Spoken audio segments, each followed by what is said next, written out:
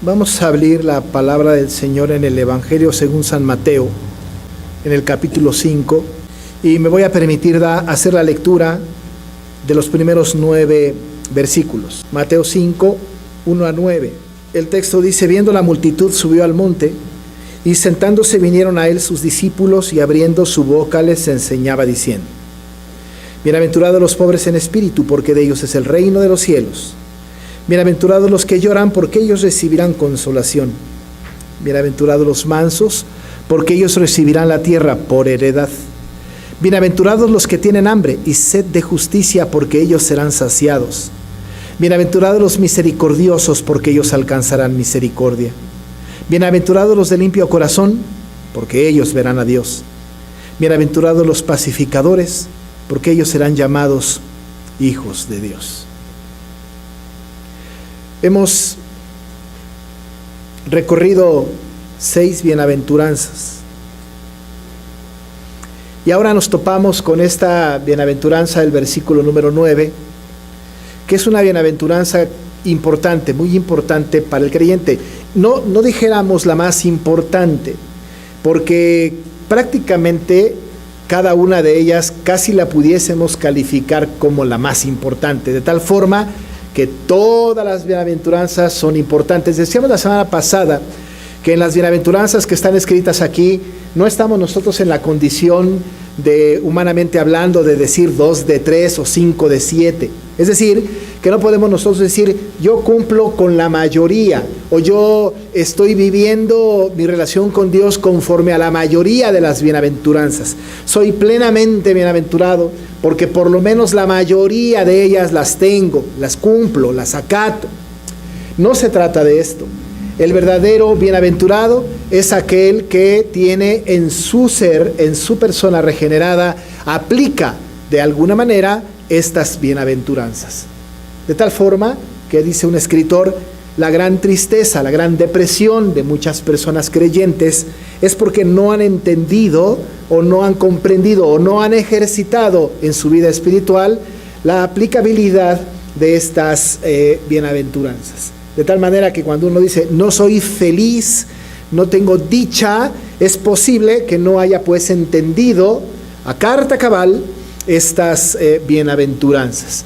Este es de alguna manera un mensaje maravilloso que habla de cómo nosotros podemos estar dichosos, felices, incluso en medio de circunstancias que nos parecen injustas, incluso en medio de una característica, una condición, digamos, paupérrima nuestra, incluso a pesar de que el mundo alrededor esté todo convulsionado por el pecado, incluso cuando atentan contra nuestra propia integridad. De repente nos damos cuenta de que al estudiar estas bienaventuranzas tenemos una herramienta maravillosa, espiritual, para que podamos robustecer nuestra fe y encontrar dicha de ser creyentes, dicha de ser cristianos. Somos nosotros bienaventurados porque somos creyentes.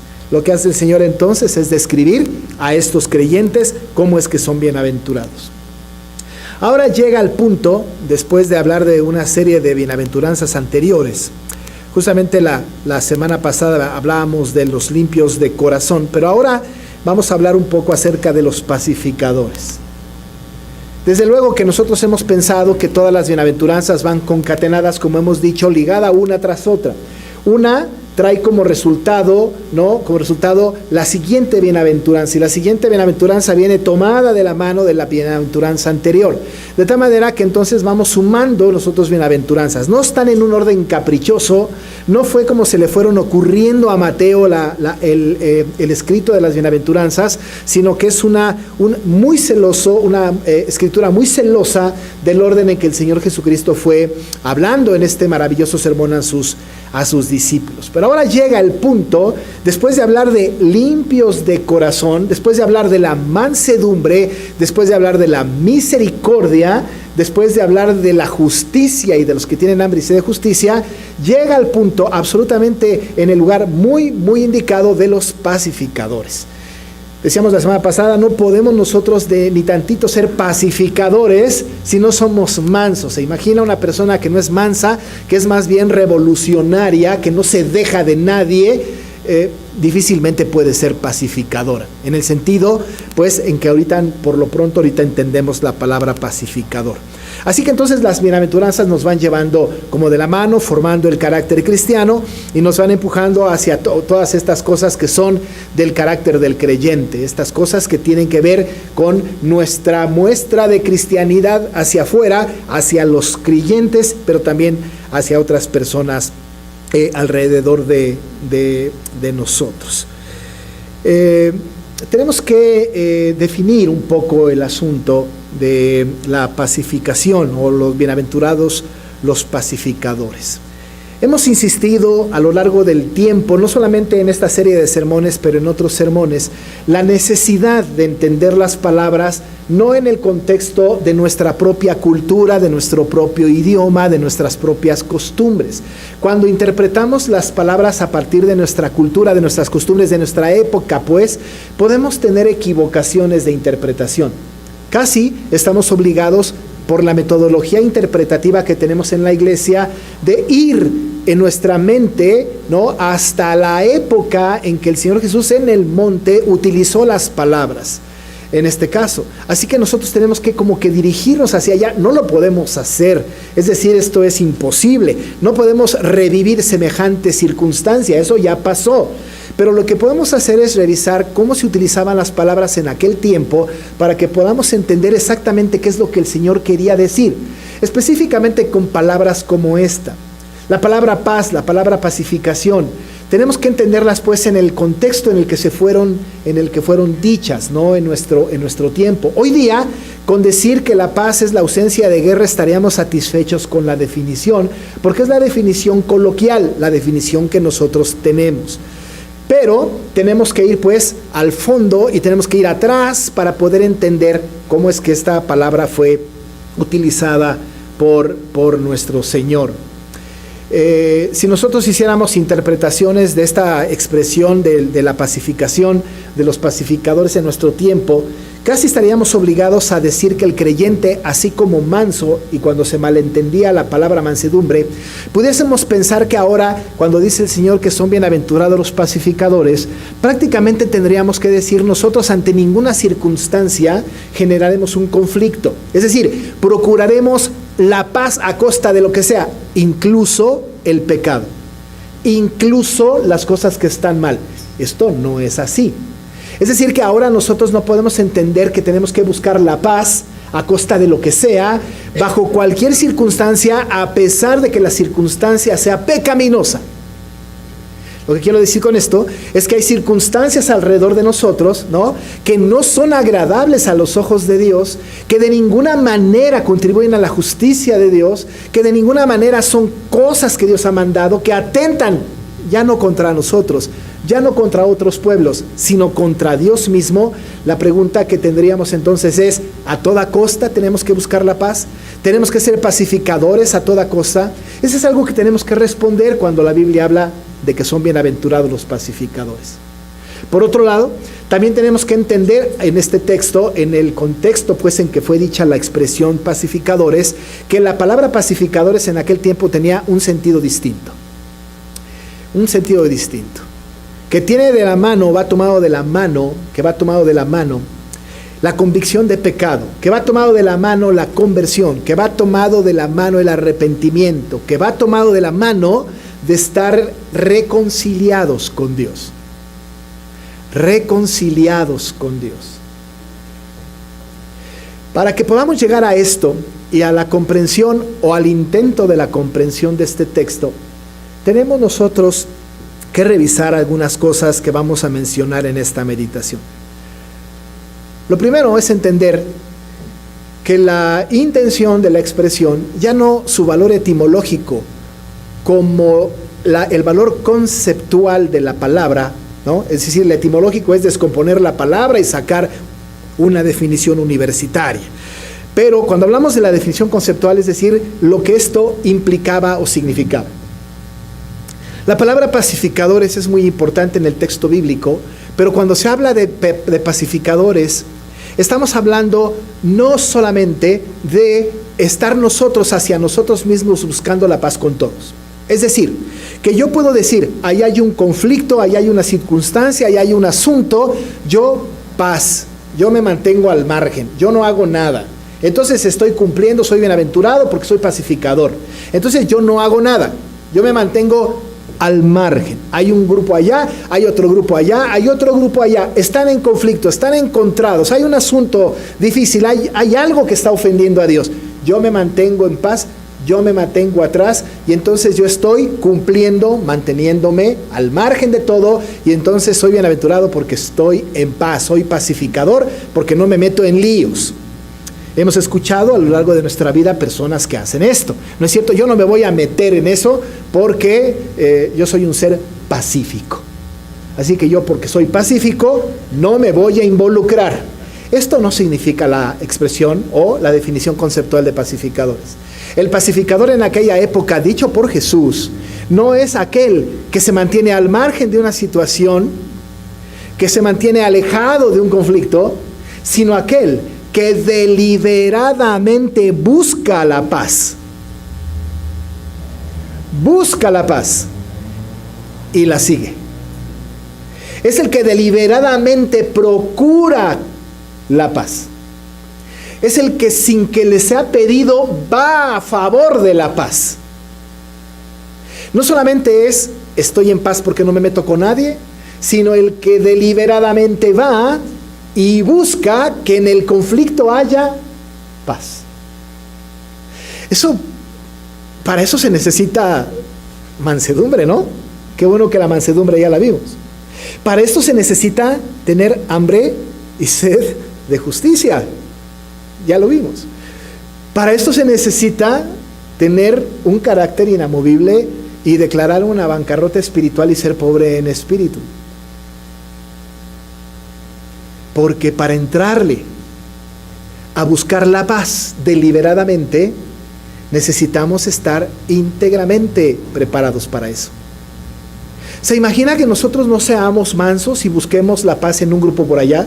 Si no se logra y no somos mansos, vamos a terminar peleándonos a golpes con el de enfrente. Y lejos de conseguir la paz, nos vamos a involucrar en el conflicto. Por eso es importante entonces que nos lleve a este punto. La pacificación tiene que ver con un acto deliberado de buscar la paz, con un acto deliberado de contribuir a la paz. No solamente mantenerme al margen, sino buscar deliberadamente la paz. En el Antiguo Testamento, el pueblo judío, el pueblo en términos generales, el mundo, tenía un gran caos. Tenía una gran cantidad de conflictos. Los conflictos estaban muy fuertes. No estoy seguro si eran más fuertes en aquel tiempo que ahora, pero eran muy fuertes. Pero Dios había mandado a los profetas, especialmente a Isaías, para que en un mundo de gran conflicto, en una situación de gran guerra, no solamente en el mundo, sino interior, había una promesa de que vendría paz. Había una promesa de que habría paz. El Señor fue preparando el terreno y a los antiguos en el pueblo de Israel, incluso el Señor mandó actos de violencia para lograr paz. Es decir, que mandó que el pueblo se involucrara deliberadamente para que encontraran la paz. No una paz que satisfacía al pueblo para que viviera sin problemas, porque el pueblo nunca vivió sin problemas, sino para que buscaran una paz en defensa de aquellas cosas que el Señor había mandado. Era tan importante. Y para eso el Señor los fue alimentando con su palabra. Había mandato de conservar la paz, pero los iba alimentando el Señor con su palabra. Por ejemplo, en Isaías 26:12 dice: Jehová, tú nos darás paz, porque también hiciste en nosotros todas nuestras obras. Había una promesa de que habría paz. La paz en el Antiguo Testamento nunca se desligó de su palabra. En Isaías 52:7, que tiene como paralelo Nahum 1:15, dice, y también está en Romanos: cuán hermosos son sobre los montes los pies del que trae alegres nuevas, del que anuncia la paz, del que trae nuevas del bien, del que publica salvación, del que dice a Sión: tu Dios reina. Además de que el Señor había mandado que provocaran paz y se involucraran, estaba dando una promesa de paz. Va a haber paz. Y su palabra estaba involucrada. Cuando el pueblo del Antiguo Testamento no acudía, no hacía lo que el Señor les decía, el pueblo no estaba en paz. Y puede ser que en su casa viviera en paz, y puede ser que las circunstancias a su alrededor estuvieran en paz, pero no había paz en el corazón de las personas, no había paz en el pueblo. En algún momento, el Señor le dice al pueblo en Isaías 48, 17 y 18 esto: así ha dicho Jehová, Redentor tuyo, el Santo de Israel: yo soy Jehová, Dios tuyo, que te enseña provechosamente, que te encamina por el camino que debes seguir. Oh, si hubieras atendido a mis mandamientos, fuera entonces tu paz como un río y tu justicia como las ondas del mar. Si hubieras atendido a mis mandamientos, fuera entonces tu paz como un río. La paz que el Señor estaba dando al pueblo no solamente era invasiva en el sentido de que tenían que provocar paz a la gente en el pueblo, incluso en los pueblos ajenos, sino que además el Señor les daba un mensaje de que iba a venir paz en el futuro y de que su paz estaba íntimamente ligada con su palabra. Íntimamente ligada con su palabra. Cuando terminó la época del Antiguo Testamento, cuando el Señor Jesús vino, pero desde antes de que viniera en el anunciamiento, el Señor empezó a cumplir este asunto de la paz. Y se acuerdan cuando vinieron los ángeles en el nacimiento de Jesús, dieron este anuncio: gloria a Dios en las alturas, en la tierra paz y buena voluntad para con los hombres. Aquella promesa estaba viéndose en su cumplimiento. La paz. No puede una persona de ninguna manera tener una actitud pacificadora sin acatar los mandamientos del Señor y sin Jesucristo. Porque Jesucristo es nuestra paz. Porque a Él se le llamó el príncipe de paz. Porque no hay paz sin Cristo.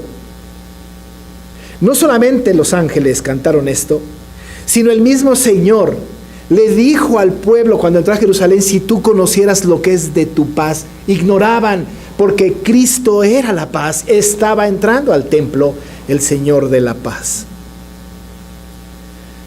El mundo estaba entendiendo mal la paz. Estaba entendiendo mal el asunto de ser pacificadores. Tuvo que decirles el Señor a los discípulos: mi paz les dejo, mi paz les doy. Pero mire lo que añade: yo no la doy como el mundo la da. El mundo entiende otra cosa respecto de la paz. Esta paz que yo les doy es una paz especial. Esta paz que yo tengo es una paz diferente. Es esta paz que debe enarbolar el regenerado y buscarla en otros y ser pacificador. Y ser pacificador. Yo no la doy como el mundo la da, dice el Señor. Esta paz es distinta. Incluso nosotros sabemos, ¿no?, que esta paz es la que sobrepasa todo entendimiento. Es una paz diferente, amados hermanos. Tenemos nosotros entonces que entender que la paz o ser pacificador tiene que ver con involucrarnos deliberadamente en producir paz, en buscar la paz. Pero ¿qué tipo de paz entonces? ¿La paz del alma nada más? ¿La paz social entonces? ¿Qué tipo de paz es la que tenemos que perseguir? La pacificación, amados hermanos, viene en dos sentidos. Uno,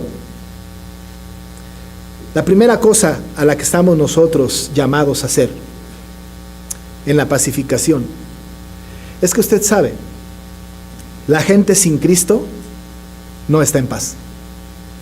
¿Por qué?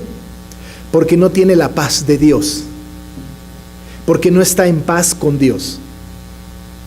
Una primera acción que tiene que hacer el regenerado, el que tiene a Cristo en su corazón, es hablarle a los otros, ser pacificadores, es ir a hablar con el otro que está en una guerra espiritual interna, en realidad está siempre tendiendo al mal, y comunicarles la paz de Cristo. Es hablarles del Señor Jesucristo, porque Él es nuestra paz. La labor del pacificador entonces tiene que ver con que le hablemos en primera instancia a otros de la paz, para que justificado pues por la fe, tenga paz para con Dios por medio de nuestro Señor Jesucristo. No podemos de ninguna manera exigirle a una persona que esté en paz si no tiene a Cristo en su corazón. Pero en contraparte, sí se le puede exigir a la iglesia la labor pacificadora, porque hemos declarado que tenemos a Cristo en el corazón. Nosotros, amados hermanos, no solamente tenemos que vivir en paz que sobrepasa todo entendimiento, sino nosotros que tenemos un corazón regenerado y que tenemos la paz de Cristo, tenemos que buscar deliberadamente la paz. Esa es la segunda acción. La primera es comunicar el evangelio a aquellos que no conocen a Cristo. Este es el primer acto de pacificación, que se reconcilien con Dios. Esa es una batalla espiritual, es una guerra, y lo tenemos que hacer de manera deliberada. Pero la otra cosa que tenemos que hacer, amados hermanos, como pacificadores, es involucrarnos en la paz, que haya paz, no solamente entre nosotros como cristianos, sino con todo el mundo. Pero si hay un evento, si hay un acto que atenta contra la ley de Dios, la manera de ser pacificadores es hablarle al mundo y decirle: Dios no está de acuerdo con eso. Y mencionarlo, porque se trata de buscar la paz del pueblo con Dios, no la paz entre nosotros, que sí es importante, pero la paz con Dios.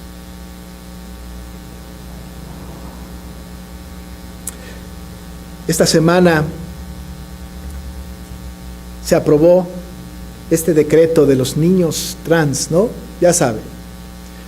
Ahora los niños pueden decidir desde pequeños qué género tienen. Y si los padres, según esta ley, van en contra de esto, les quitan la patria potestad, les cambian a tutores. Esto es una guerra contra Dios. Esto va en contra de Dios. Y los únicos que pueden manifestarse delante de este asunto es la iglesia. No para luchar, no para guerrear, no para golpear, no para insultar, sino nosotros somos llamados como pacificadores para decir: eso a Dios no le gusta, lo prohíbe. Estén en paz con Dios.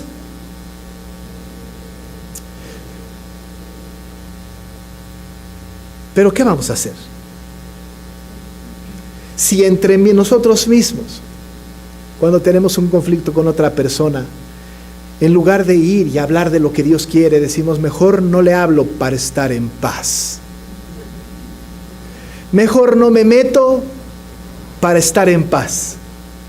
Esa paz es efímera. Esa paz no existe. Al final del capítulo 48 el profeta dice: no hay paz para los malos, dijo Jehová. No hay paz. El acto deliberado de la búsqueda de la paz, en la reconciliación del hombre con Dios, el acto deliberado de la búsqueda de la paz, de hablar a aquellos que están ofendiendo a Dios, para exigirles que estén en paz con Dios. Es una tarea del creyente. El pacificador verdadero es el que reconcilia al hombre con Dios. El pacificador es el que se pronuncia a pesar de que su vida esté en riesgo para llamar al hombre impío para que esté en paz, en armonía, en obediencia al Señor. Qué tarea, ¿no? Los apóstoles lo entendieron. Y todos menos uno murieron martirizados porque buscaron la paz. Porque enarbolaron la bandera de la paz a pesar de sus propias vidas. Nosotros como iglesia debemos buscar la reconciliación del pecador con Dios y deliberadamente involucrarnos en las cosas que ofenden a Dios, llevando a la gente a la paz con Dios. Esa es nuestra tarea. Dice la Escritura que son bienaventurados los pacificadores porque ellos serán llamados hijos de Dios. El verdadero hijo de Dios es el que acata la disposición de su Padre. Los que buscamos o los que procuramos buscar deliberadamente la pacificación. Mi pregunta es, ¿somos pacificadores? ¿Buscamos deliberadamente la paz? ¿O nos mantenemos al margen para estar en paz? La paz, la pacificación, sobre todo entre nosotros, tiene que ser evidenciada. Vamos a orar. Señor Dios, pues qué difícil es esto. Nosotros, Señor, estamos en paz contigo porque hemos sido justificados por Jesús. Incluso experimentamos tu paz. No la podemos explicar, pero la experimentamos. Estamos en paz contigo. Somos pacificadores. Ayúdanos para que vayamos al mundo para reconciliar al mundo contigo. Hablarles de Cristo. Decirles, Señor, que su corazón puede estar en paz porque nosotros somos llamados para ser pacificadores. Pero también, Padre, ayúdanos para involucrarnos en un llamado de paz al mundo hostil, al que no solamente no te conoce, sino que deliberadamente va en contra de ti. Padre, queremos ser un pueblo pacificador, aunque en ello nos vaya la vida. Haz de este pueblo, Señor, un pueblo así, porque a pesar de esto, somos bienaventurados. Por eso, seremos bienaventurados también cuando por tu causa nos persigan y digan toda clase de mal contra nosotros mintiendo. Nos ponemos delante de ti para ser dirigidos por ti, en el nombre de Jesús. Amén.